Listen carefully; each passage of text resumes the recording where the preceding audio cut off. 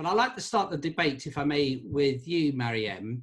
Wilben is a global merchant trading house. You provide goods and financing for your clients right across Africa. And I do know that you and your team are based in Senegal, in Nigeria, and in Kenya. So you have a very strong on-the-ground insight in Africa as a whole, but also in West Africa. So I'd be very keen to, and we'd be very keen to hear from you, one, which markets in West Africa you see generating the greatest opportunities for Wilben, and two, where do you see the pinch points in regard to trade finance? So, Mariam. Thank you, Gabby. Good afternoon, everyone. I'm going to start with a brief introduction of our company. Wilben is a merchant trading and logistic house that provides supply chain solutions to facilitate and ease international trade. We are a global sourcing, a procurement, logistic and supply chain company delivering a unique solution to our clients worldwide, and that includes customized financing structures to buyers and suppliers. We can actually accommodate every step of the client's value chain across, various sectors. Over the 5 years we've been doing business in Africa, we gained a solid knowledge of our markets, an understanding of the risk and opportunities we see in these countries, and a strong relationship with our clients. Now, so when we look at West Africa, I'm assuming that we all know about the pandemic impact here on these markets and the negative effect that we've seen, and mainly on liquidity. We have seen countries such as Nigeria facing unmet forex demand for about up to, I think, 7 billion at some point. We have generally seen investors losing confidence across several markets. We have seen international banks pulling back from West Africa, or at least limiting their credit lines, especially for countries strongly exposed to oil exports. So generally, it has been very difficult in the second quarter for our clients, but Wilben was still there in these tough times to accommodate funding to banks and corporates, and in the region with using innovative ways. So now, post-COVID, we believe that we will continue to see trade opportunities generally generating from all of these markets.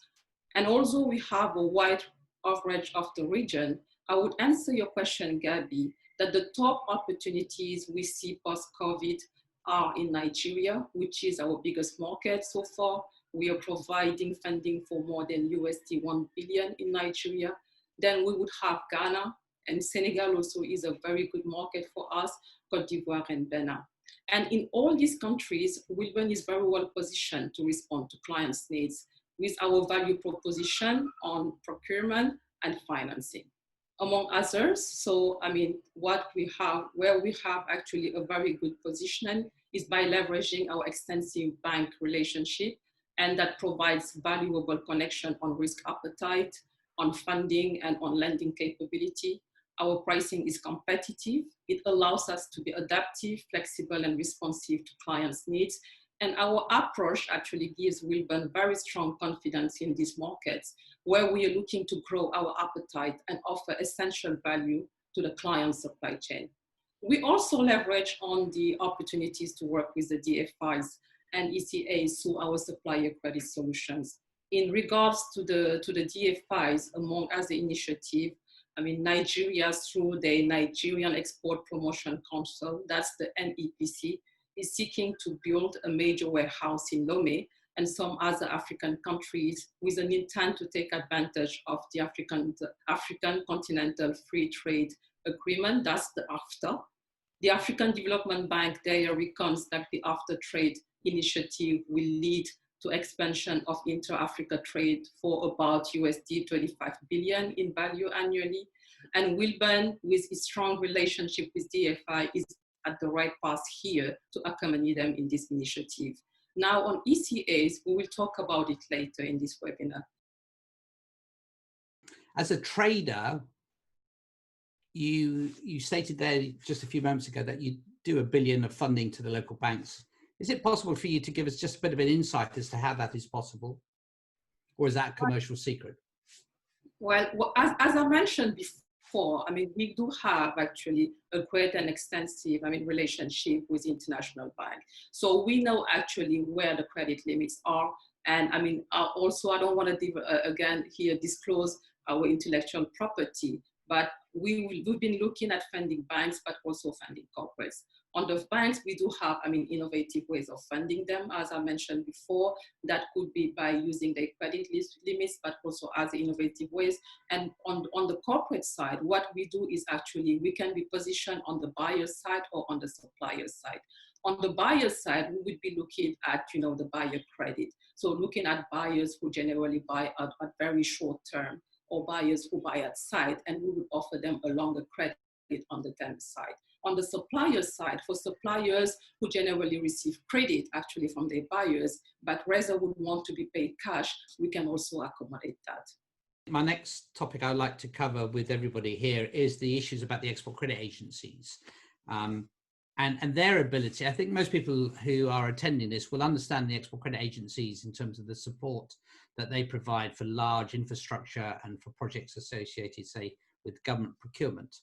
But also a lot of them are now providing solutions for the trade finance. And I have to admit, I do have to declare an interest on the ECA financing. I'm a big believer of the ECA in terms of the huge value that they can provide. And yes, I do agree, you know, they are seen as being somewhat burdensome and, you know, with their rules and regulations and their processes. But, you know, believe you me, once you get through that, the benefits that they do provide are huge. And I'm going to turn to you, Mariam. And I know that, you know, we've been working together on seeing how to provide the support of the ECAs and fit into your business model. And I'd be keen really for you to share with everybody, you know, your viewpoint of the export credit agencies as providing an additional form of liquidity to Wilben and to Wilben's clients from a trade finance perspective. So Mariam.